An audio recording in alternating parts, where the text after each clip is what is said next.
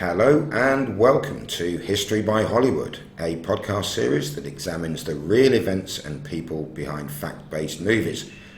But I guess you knew that already, because otherwise why would you be tuning in to episode 70.4, The Social Network, part 4.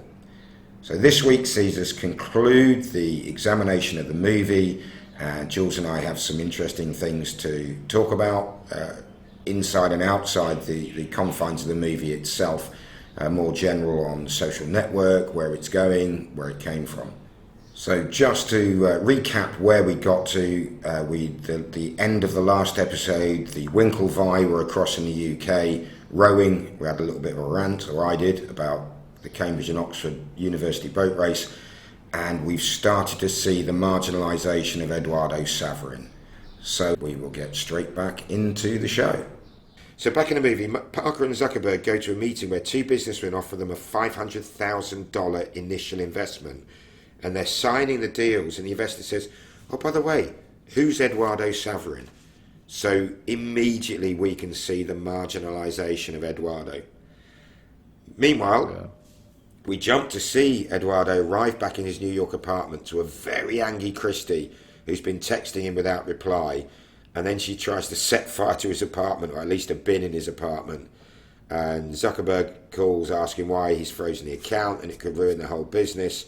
Eduardo admits he did it to get his attention, but Zuckerberg has good news too. And he says, look, we've got a $500,000 investment, but I need you back in San Francisco. Eduardo says, okay, I'll be on the next flight.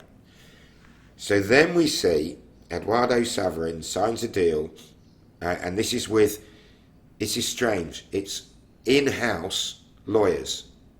So he's a member of the Facebook team signing a deal with his own business kind of thing, and this will be key. He signs a deal that secures him a 34.4% share of the company. Mark Zuckerberg's shares dropped to 51% from his original 70%, with a couple of the other originals getting 6%. Also Sean Parker and their new investor Paul Thiel get 7%. Saverin says, yeah, I can live with that. We cut forward to the legal hearing. Saverin's lawyer says to him, were you aware that you were signing your own death certificate? He says, no, and I was stupid not to have my own lawyers go over the deal. So we're not quite sure what this means yet, but he's being set up for a fall. He's then invited back down to California for the millionth user party, but he reveals it wasn't the real reason. He was invited to an ambush. So he arrives at the new offices, and he is taken into an office talking to one of these two lawyers, with whom the corporate lawyers who represent Facebook now, with whom he signed a deal. And we don't hear the detail, but we see Eduardo through this glass door going nuts. He's screaming and shouting and banging. And we learn that Facebook have issued millions of further shares to new investors. Zuckerberg, Parker, and the other share owners still own the same percentage, but Eduardo's share was diluted. So we've got a clip, but before we go into that, as we said, we have to remember this movie, driven by the book, is driven by Eduardo Saverin's perspective. We may be getting a skewed version of the events. What is clear is the original deal looked really sweet to Eduardo, and he may well be that he had no idea he should even be wary about the small print, because to him, this is him and his best mate going into business together. However, even the movie suggests that he was already concerned over what he felt was a negative influence that Sean Parker was wielding over Mark Zuckerberg. So you'd kind of think, wouldn't you be more careful? Yeah, the thing is, that strategy has been used again and again and again, and it's actually really rampant, where very few people are protected from that kind of dilution. And so you join a company, especially really early on, because this happens all the time. This happened to me, and it's happened to me so many times that I'm just like, yeah, that's the way it works, right? Like, there's a couple of very exclusive people that get to keep that percentage. Everybody else, they create you stock out of nothing. And so to be able to bring in new investors, and you get diluted. So, and this has been going on for much longer than this time frame. So he was basically naive, you know? Yeah. He was very naive. And he should have been, like you say, he should have been a little bit more careful. Yeah, so we're just going to play the clip now, and this is where you'll hear the details. You issued 24 million new shares of stock. You were told that if new investors How came much along... were your shares diluted? How much were his? What was Mr. Zuckerberg's ownership share diluted down to? It wasn't. What was Mr. Moskowitz's ownership share diluted down to? It wasn't. What was Sean Parker's ownership share diluted down to? It wasn't. What was Peter Thiel's ownership share diluted down to? It wasn't. And what was your ownership share diluted down to? 0.03%.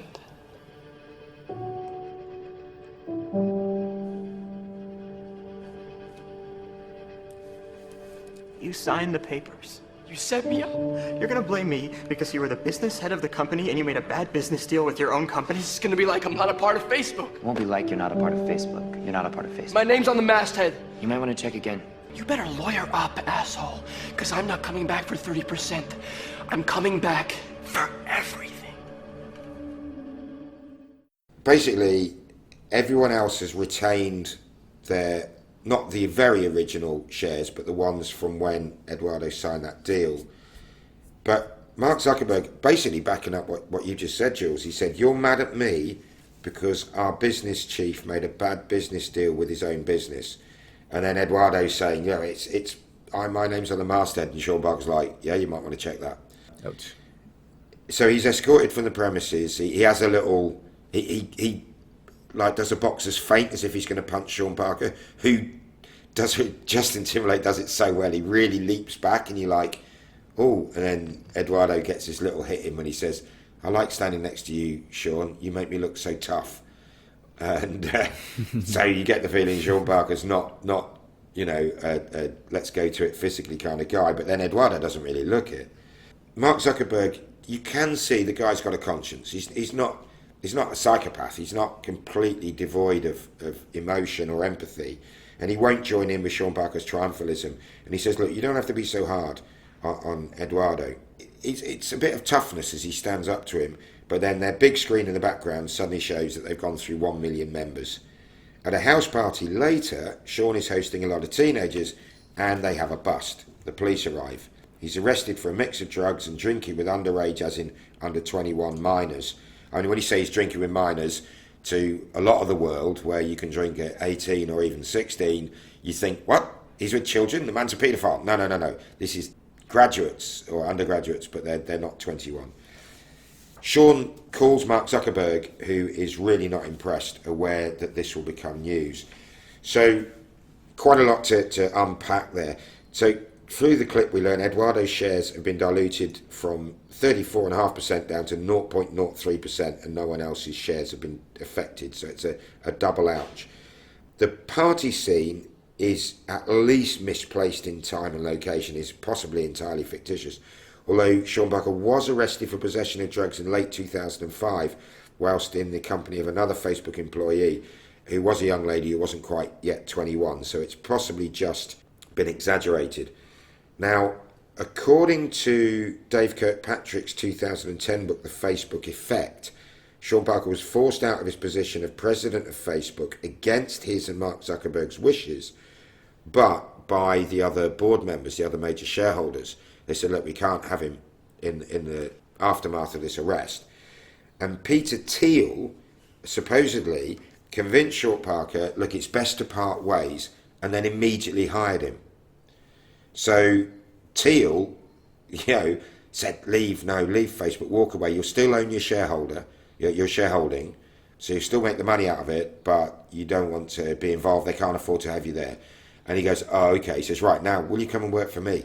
I mean, Peter Thiel's an interesting character. I know very little about him, but he has got his fingers in an awful lot of pies. I don't know if... Oh, yeah. Is he specifically tech or anything? Yeah, he was PayPal.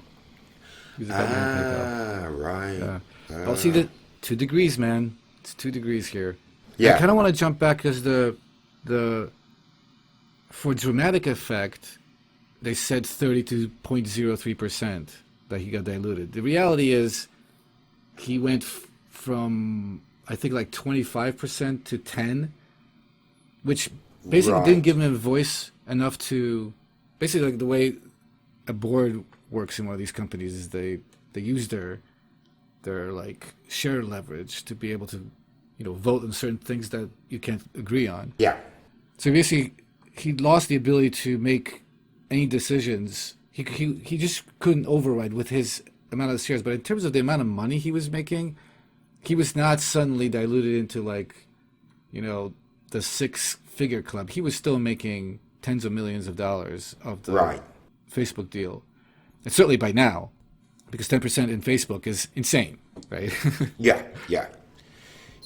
Okay. Because the only thing really of shareholdings that I've always got the feeling is 51% is the magic number where even if everybody else unites against you, you can still say, nah, we're doing it this way. Exactly. So, no, that's interesting. So back in the hearing, Zuckerberg is asked by Marilyn, the legal associate, what happened to Sean Parker.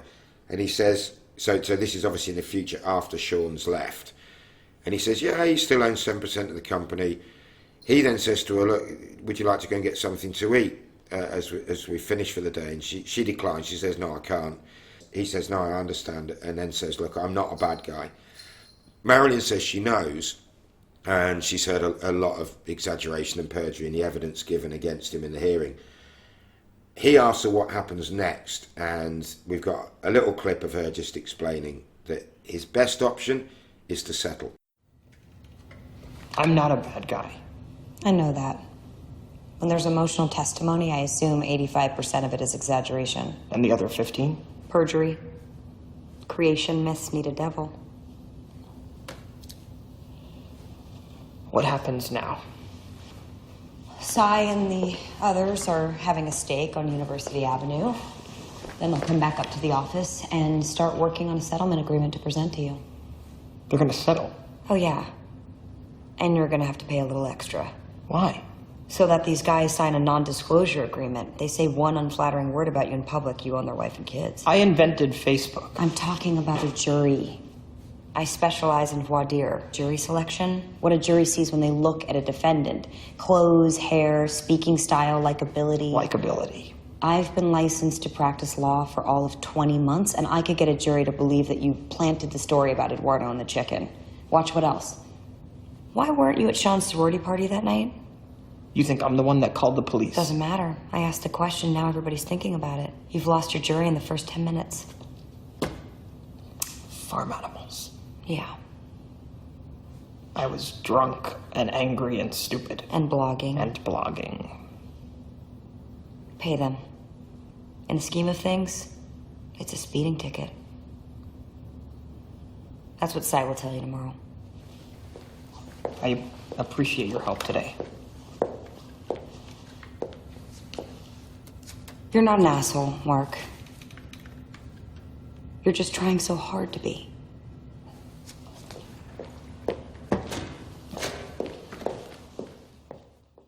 I love that clip. The Marilyn character is an invention of Aaron Sorkin. He said he wanted to use strong female characters who could also guide the narrative. So the Marilyn one's really fascinating. She turns him down for dinner. So, no, I don't want to go out for dinner with you. But I'm not saying that. I don't think you're a bad guy. I don't even think you're an arsehole. You're just trying to be, and you shouldn't. And I think that's an interesting dynamic. But also her advice, she's so big picture, real world. You don't want to settle because you see that as some kind of admission, but you really should because, like she says, it's a speeding ticket, which is a very good analogy. We'll get on the conclusion of what we think that the settlements were in terms of numbers, but certainly, like she said, you pay a little bit more, so they sign a non-disclosure agreement. So that's basically, it's now wrapping up the movie. So the closing titles. And it's so clever the way it does this. It's there's so much pathos in it, I think.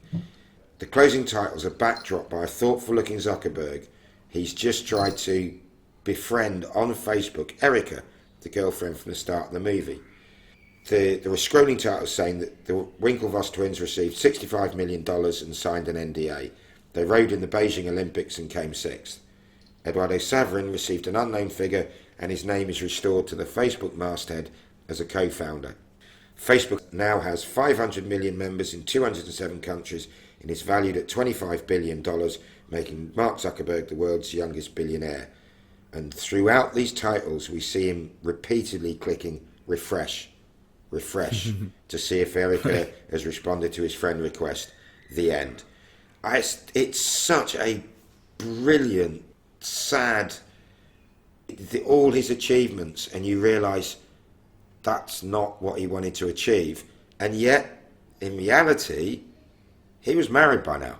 Or he was certainly with Priscilla Chan, and he's been happily married ever since. And there's no suggestion they're anything but happily married.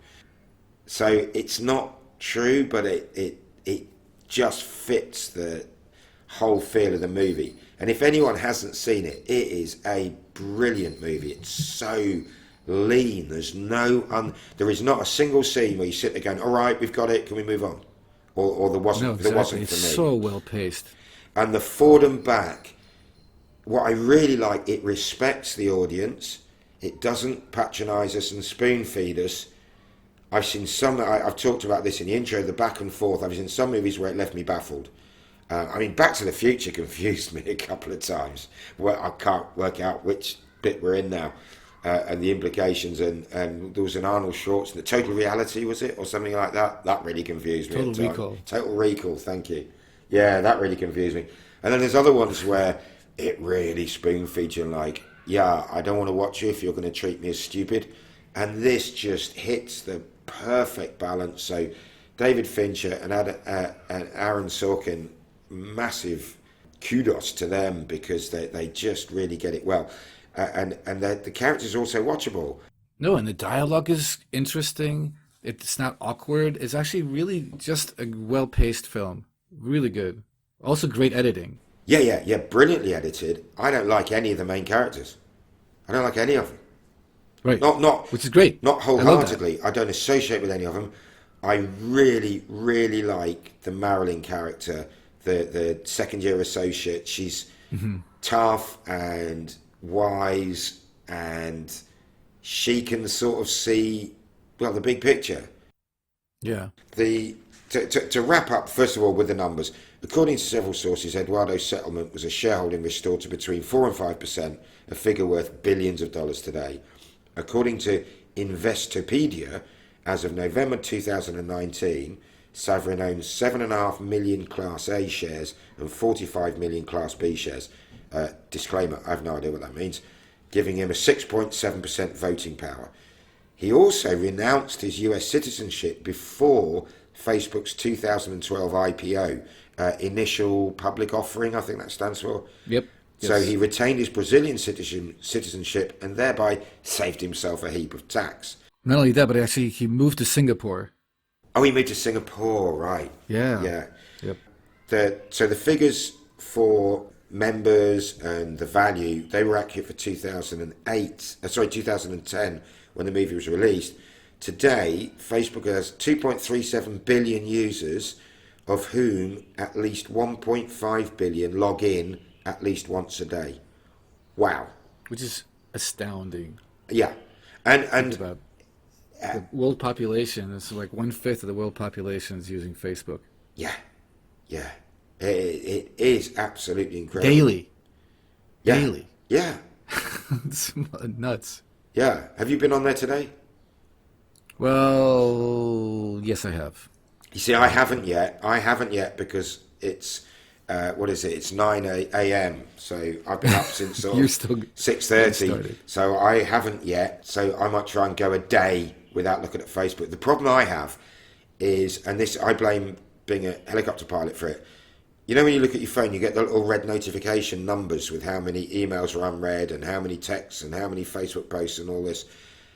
They freak me out. I've got to clear them. And it's like a central warning panel telling me you've got an emergency because they read. And it's like, honestly, it's like, it is a minor form of OCD, I think, that I have to clear them. I don't necessarily read. Designed very well by very smart UI designers who spend a lot of time making sure the color, the shape of that dot is exactly what you need to get. And click. Yeah, it's the curiosity killed the cat thing. And yet Sharon, who we share a lot of traits, we have a lot of similarities as well as obviously a lot of differences. This is my wife, Sharon.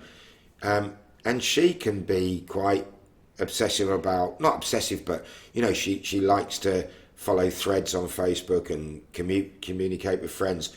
She can completely ignore that. I looked at her phone once. I said, how does that not freak you out? You've got like 487 unread emails. She's like, well, I've just seen who they're from. They're not important. They're spam or whatever. Nice. Like, but you don't want to clear them? No.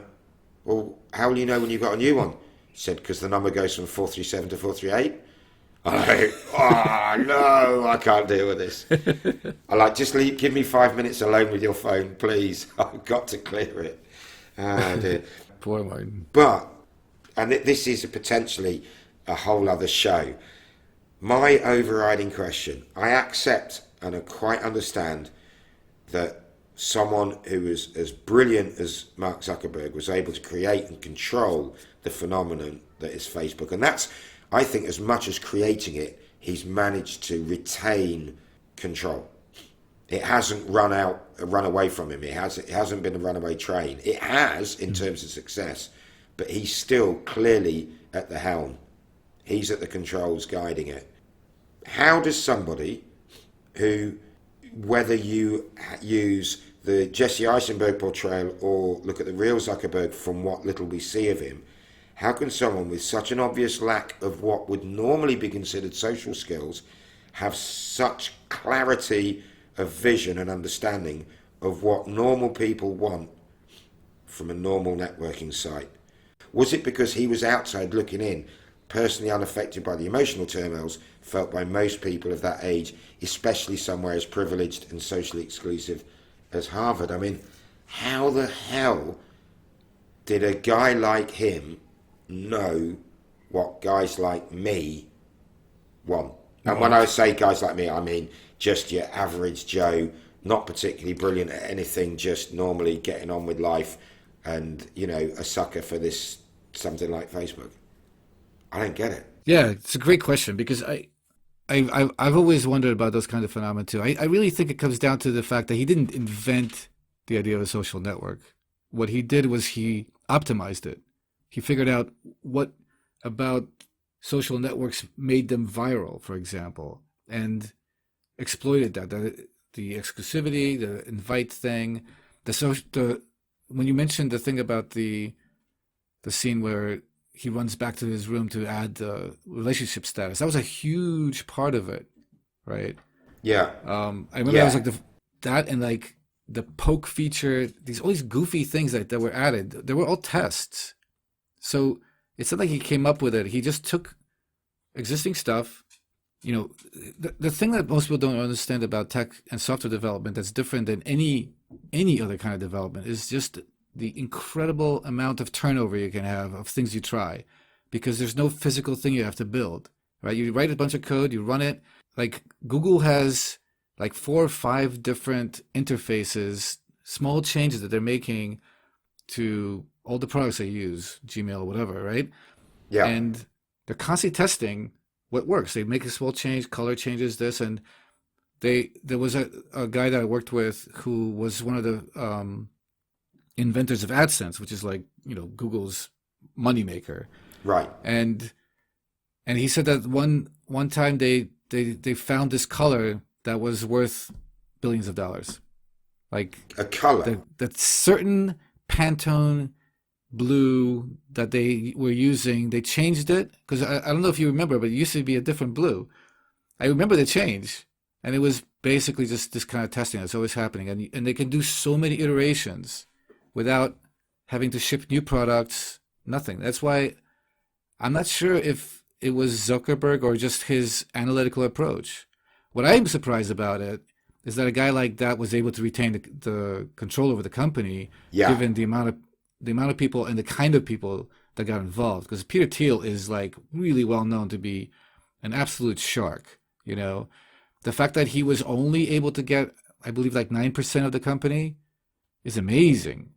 Those guys, it may have been that Parker, you know, was the one that was able to help Mark retain that. But I think that was where Mark's like real savvy lies, that wasn't shown in this film because he's shown as a computer nerd, that he does have a business sense. He does have a sense of like, you know, how to run the business. Maybe not from the people's side, but definitely from how to retain control for both the creative aspects and for the business aspects. But maybe that is why there are not many Mark Zuckerbergs. Maybe the genius of him is that he combines classic, the mathematic ability, coding, algorithm, tech side with a humanity that allows him to be empathetic, or at least understand how people feel, even if he doesn't share those emotions or feelings. Yeah, and maybe that's what makes him so unique. Before we go any further, and whilst we've just been talking about Zuckerberg and his character, as promised, we're just going to play the clip. And this is Mark Zuckerberg being asked about the Facebook back in 2004 on an American news program. So this is how he sounded at the time that we've seen him being portrayed by Jesse Eisenberg. Mark, if somebody was to put the question to you about the magnitude of what you think you've launched, how big do you think your product or your service is? Well, it's impossible to tell. When we first launched, we were hoping for, maybe 400, 500 people.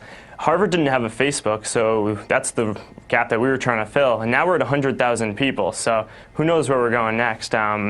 We're hoping to have many more universities by the fall, hopefully over 100 or 200. And from there, we're going to launch a bunch of side applications, which should keep people coming back to the site and maybe could make something cool. And you can see, or you can hear there, exactly what Jules was saying. He's far more measured. He's not that staccato. So I think Jesse Eisenberg is playing to a stereotype. And it's not only just that it's a phenomenon in terms of the success, the way it connects people. And the funny thing is that, it was built for college students, but today's youth is very not interested in Facebook. They have totally new ways to communicate.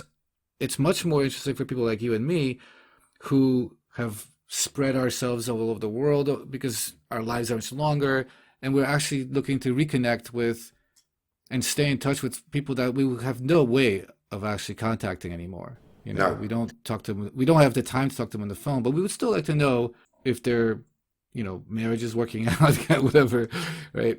What motorcycle they're buying in their middle-age crisis. Yeah. And we're the ones that are actually keeping it up. And that is actually, I think, one of the also reasons why it's a very effective tool to be used by politics, which is where we are today, where like social media, especially Facebook, is under a lot of fire, and I think very, very rightly so, for making it very difficult to actually have working democracies. It's very difficult. And I love this one. I have a friend of mine who is an extremely brilliant, funny artist. He always says this whenever there's a new scandal around Facebook. He always says, okay, the next time that Facebook totally destroys privacy and totally makes democracy impossible in the world, I'll quit. Yeah. The next but time. Not today. Because it is kind of opium. Yeah, we lost a lot, I think, in communication because of social networks. But this is actually a very good use of technology. I mean, the sharing of information, as long as it's, well backed by facts, is very powerful at this level. Like, to be able to do something so quickly. Think about all the great things that happened. The Arab Spring was basically propped up by Facebook and Twitter. Yeah. It's worked out well for some countries, not for others. Yeah. Thinking about Syria, but we're back in the headlines, unfortunately. I think it might have been Tim Berners-Lee who's credited with the invention of the internet. I think it was him who said, the amount of wheat in the world has remained constant, but the amount of chaff under which it's hidden has increased exponentially. And basically what he's saying is, the truth is easier to get to because of communication, but you've got much as access to truth is increased by the square, the amount of rubbish you've got to wade through to get to it is increased by the cube, and that's probably very true. Yeah. And we're actually very early in this thing. It's going to get much worse before it gets better, because the algorithms are not able to keep up. The algorithms that like identify potentially bot. It's not that it's, there's a lot of talk about bots that like make something viral. The reality is it's just people. The reason why it's called viral is not just because of the exponential growth, but because we humans are the ones who carry it. Like, I share a story, I'm basically shaking your hand and giving you the virus, Yeah. Yeah, I mean, there was one recently that and this is what I think people have to be wary of clickbait, is they will pander to your predilections and your existing opinions. And when you see something that claims to be fact and it supports a belief or a prejudice or an opinion you already hold, you're far more inclined to believe it. And there was one recently with a quote and a photograph from the 70s of Donald Trump and his mother, and it was quoting her saying, yes, he's an idiot and an antisocial jerk, but he's my son. I do hope he never goes into politics. He'd be dreadful at it. She never said it.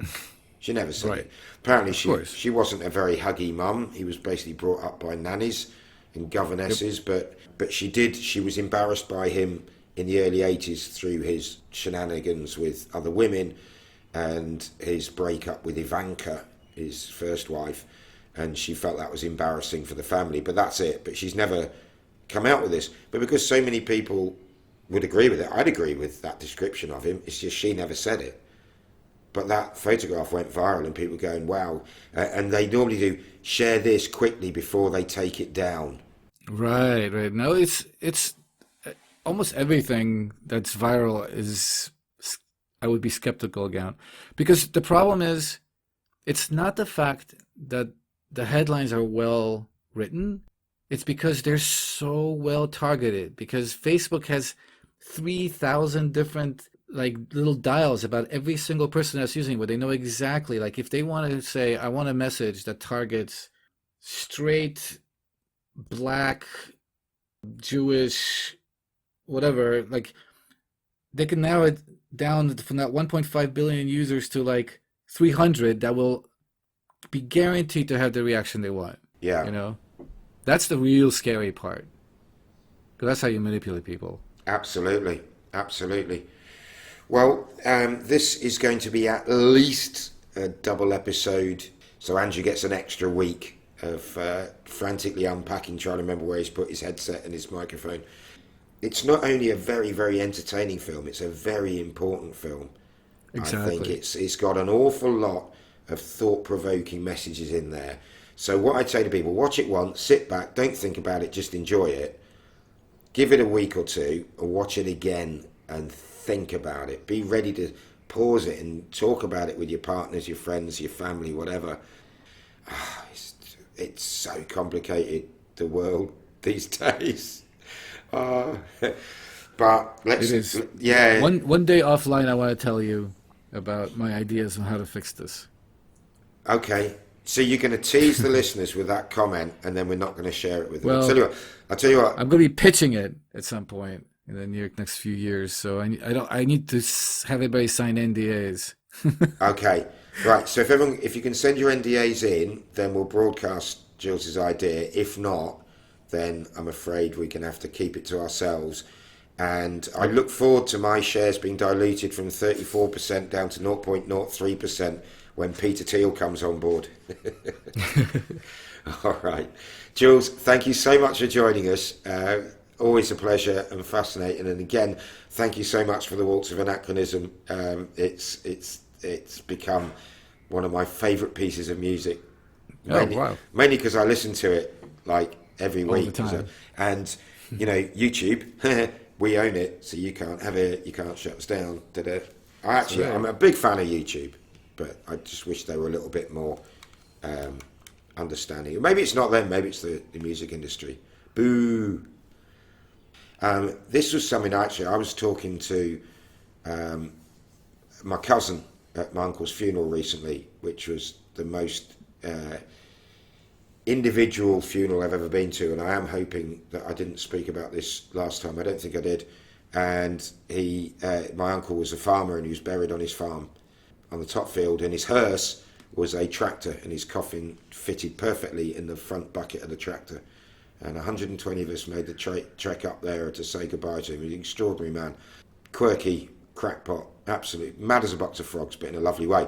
But my cousin there was talking. He's an accountant. He ran his own business for years. He's been very successful. But he said, I've always thought it's better to be slightly above average at lots of things than brilliant at one thing. He said, imagine how difficult it is for the world's geniuses. They're surrounded by idiots. And I thought, do you know what? I'd never thought about it like that. But when people say, oh, he's so arrogant and dismissive, of course he is, because the rest of us are miles behind him when it comes to internet. Perhaps they're just frustrated because they can't get their idea across. Yeah. How can you not understand this, you moron? And I'm thinking, I'm trying to explain the lift equation to, some knuckle-dragging mate at home who's like, I don't understand how helicopters fly. So I try explaining it and he can't get it. I'm thinking, oh, you're so thick. Well, that's what life's like for Mark Zuckerberg or Bill Gates, like every day. So I'm quite glad that I'm not a genius. I did want to throw in a quick note. I just looked at I kept little notes listening to your part one. You forgot to mention that the music in the movie was actually written and produced by Trent Reznor. Yeah, I did. I don't know if you were aware of that. Yeah. And it's a really good soundtrack. Yeah, and we've used bits of it. We've used other bits in the intros to hear for, But it's what's brilliant about it as a soundtrack, I think, is you don't really notice it. Yeah. But if you took it away, I mean, this goes back to the much under-listened to supplementary one, music in the movies, and how music is used to move the narrative on. If you ever see a film with no music... Oh, man, I love that episode, by the way, Martin. That was definitely in my top 10. It's still probably the favourite, certainly the favourite solo one I've done, simply because of what I learned, because it forced me to really examine and think about it. And the genius of incongruity, I think I called that bit of, of Platoon, where you've got William Dafoe's character being chased and shot to death, and it's so violent and it's so full of action, but it's in slow motion, and you've got Samuel Barber's Adagio for strings in G minor, whatever it is, that's so hauntingly peaceful, and it's so incongruous, but it's absolutely brilliant. But the same with the movie Fearless. There's an airplane crash in it that's completely silent except for this really slow fugue from the Henryk Gorecki's Symphony No. 3, an amazing piece of music, very emotive. It's difficult to get through that scene without crying, not because it's the violence of the plane crash, but just because the music takes over. I think it's quite a well-established technique to use, but to use it correctly, it's very easy to do it in a cheap way. Yeah, was it? Trent Reznor, certainly, I think he captures and therefore accelerates and accentuates the mood of that particular scene incredibly well. Although it's not, I don't think it's music you'd sit down and just listen to in isolation.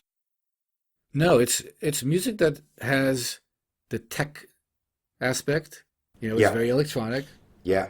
And it has this driving aspect, which is very Mark Zuckerberg, especially the way he's portrayed by Jesse Eisenberg. And it's just a good piece of music. Yeah. Yeah, no, you're right. That should have been mentioned in the credits because it is very good.